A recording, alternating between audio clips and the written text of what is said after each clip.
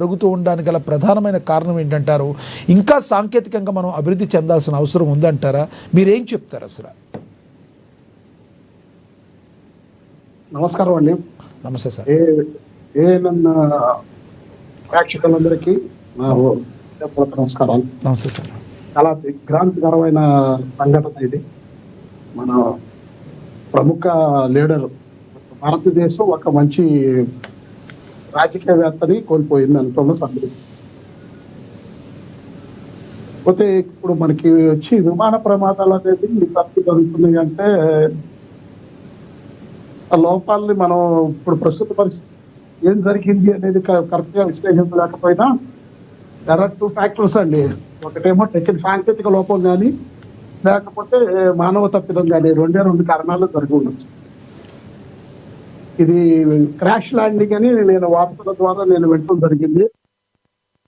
Crash landing అంటే ఇప్పుడు actually అక్కడ కింద అండర్ క్యారేజ్ అంటారు దాన్ని, వీల్స్ వస్తాయి బయటికి, ఆ వీల్స్ మీద మనం ల్యాండ్ అవుతాం. ఆ వీల్స్ ఓపెన్ అయినాయా లేదా అనేది ఒకటి సందేహం. సెకండ్, పైలట్ ఏమన్నా ఇంకా కొంచెం హైట్ లో ఉండగానే ల్యాండ్ చేయడానికి ప్రయత్నించాడా అనేది రెండో కారణం అండి. ఈ రెండు సాంకేతిక లోపం అయినా ఉండాలి, మానవ తప్పిదమైనా ఉండాలి. ఈ రెండింటిలో ఒకటి జరిగి ఉంటుందని నా అభిప్రాయం సార్. ఇంకా మనకి పూర్తి వివరాలు రావాలి, ఇంకా రాలేదు. అదే సంగతి. లోపం అయితే అయ్యుండొచ్చు. తరచుగా ఇప్పుడు మనం మాట్లాడుకున్నవి కొంతమంది సెలబ్రిటీస్, విఐపీల గురించి మాట్లాడుకున్నాం. తరచుగా ఇంకా రీసెంట్గా కూడా మనం 60 మంది భారతీయులను కోల్పోయిన పరిస్థితి మనకి తెలుసు. ఇలా తరచూ ప్రమాదాలు జరుగుతుంటే సాంకేతికంగా మనం ఇంకా అభివృద్ధి చెందాల్సి ఉందంటారా?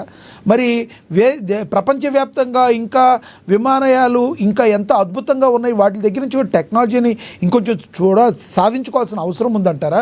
టెక్నాలజీలో మనం ఎలా ఉన్నామంటే ఏం చెప్తారు మీరు అసలు? టెక్నాలజీ అంటే యాక్చువల్లీ ఈ ఎయిర్క్రాఫ్ట్ అనేది చార్టెడ్ ఎయిర్క్రాఫ్ట్ అండి. ఇది US version, US made aircraft. కొంచెం 95 మోడల్ అయినా కూడా ఇది చక్కగా నడుస్తున్న విమానమే, చార్టెడ్ ఎయిర్క్రాఫ్ట్. దీంట్లో లోపం వచ్చింది అంటే ఆ సాంకేతికంలో అమెరికన్ పర్యవేక్షణలో ఉంటుంది ఈ చార్టెడ్ ఎయిర్క్రాఫ్ట్. ఇది యుఎస్ మేడ్ ఎయిర్క్రాఫ్ట్. దీంట్లో సాంకేతిక ఇంకా ఇంప్రూవ్మెంట్ అంటే దట్ ఈస్ మన ఇండియాలో తిరుగుతున్న విమానాలన్నిటికీ కూడా DGCA మానిటర్ చేస్తుందండి. ఆ DGCA ఇంకా ఏమైనా ఇంప్లిమెంట్ చేస్తుందో లేదో అవి కూడా మనం చూసుకోవాలి. మోస్ట్ ఆఫ్ ద టైమ్స్ మానవ తప్పిదం ఉంటుంది. సాంకేతికమైనా కూడా ప్రతి ఫ్లైట్ కి బిఫోర్ ఫ్లైట్ స్టార్ట్ అయినప్పుడు అన్ని చెక్ చేసుకుంటారండి. ఇన్స్పెక్షన్ ఉంటుంది. ఆ ఇన్స్పెక్షన్ కానీ తరోగా చెప్పినట్లయితే సాంకేతిక లోపం అవటానికి చాలా తక్కువ అవకాశం ఉంటుంది. సో అక్కడ లోపం జరిగినా కూడా ఆ ఇన్స్పెక్షన్ సరిగా జరగకపోయినా కూడా ఈ అవకాశాలు ఉంటాయండి. ఇలాంటి యాక్సిడెంట్స్ జరిగే అవకాశాలు ఉంటాయండి. లేదా పైలట్ తప్ప జరిగి ఉండొచ్చేమో, మనం ఇంకా నిర్ధారణ రాలేముంది. ఎస్ ప్రసాద్ గారు, మళ్ళీ మాట్లాడతాం మీతో. మనతోటి రాజకీయ విశ్లేషకులు, న్యాయవాది బండారు రామ్మోహన్ గారు ఉన్నారు, ఆయనతో మాట్లాడదాం. రామ్మోహన్ గారు నమస్తే అండి. నమస్కారం లక్ష్మణ్ గారు. రామ్మోహన్ గారు, ఈరోజు మనం ఉదయాన్నే ఒక దిగ్భ్రాంతికరమైన వార్త అయితే విన్నాము. మరి అజిత్ పవార్ ఎవరైతే ఉన్నారో మహాయుతి పార్టీకి సంబంధించి మహారాష్ట్రలో ఆయన ఉప ముఖ్యమంత్రిగా తన సేవలు అయితే ప్రజెంట్ అందిస్తున్నారు. ఆయన దుర్మరణం పాలవటం మనందరినీ కూడా ఒక రకంగా దిగ్భ్రాంతి కలిగించే వార్త. మహారాష్ట్రలో అయితే చాలామంది శోక సందర్భంలో మునిగిపోయిన పరిస్థితి మనమైతే చూస్తున్నాం. అసలు ఈ ప్రమాదాలకు గల కారణాలు ప్రధానంగా ఎలా అంటే ఏం చెప్తారు? వీటి పరిష్కార మార్గాలంటే మీరు ఏం చెప్తారు? లక్ష్మణ్ గారు, మీకు అట్లాగే ప్యానల్ నమస్కారం. నమస్తే అండి.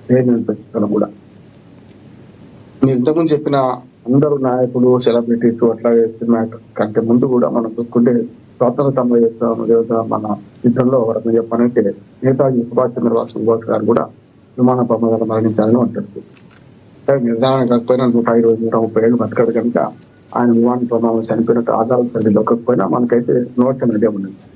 ఇంకా అప్పటి నుంచి ఇప్పటిదాకా జరుగుతున్న విమాన ప్రమాదాలు చూసుకుంటే ఇంతకుముందు ప్రసాద్ గారు చెప్పినట్టు రెండోది కాకుండా మూడోది కూడా ఉంటుంది. వాతావరణం సరిగ్గా సహకరించడం ఉన్న వాళ్ళని కూడా దాని వల్ల కూడా ఒక్కొక్కసారి ప్రమాదం జరగవచ్చు, మంచు బడి ఉండొచ్చు, ఇట్లాంటివి కూడా జరగవచ్చు.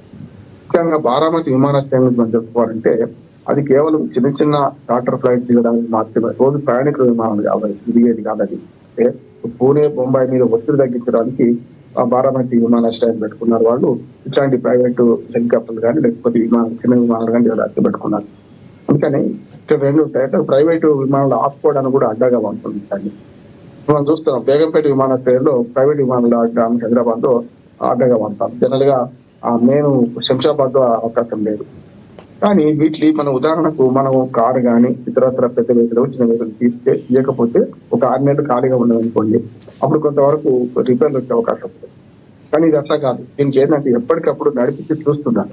అసలు గారికి బాగా తెలుసు, నాకంటే నేను టెక్నీషియన్ కాదు. కానీ నేను ఏమంటానంటే ఇప్పుడు బేగంపేటలో చిరంజీవి గారితో పాటు ఒక 5-6 సినిమా యాక్టర్లకు రకరకాల రాజకీయ నేతలు కూడా సొంత చార్టర్ ఫ్లైట్లు ఉన్నాయి. అవన్నీ కూడా ఇక్కడ ఆపుకుంటున్నారు. ప్రతిరోజు పరీక్షిస్తుంటారు, ప్రతిరోజు వెళ్ళడానికి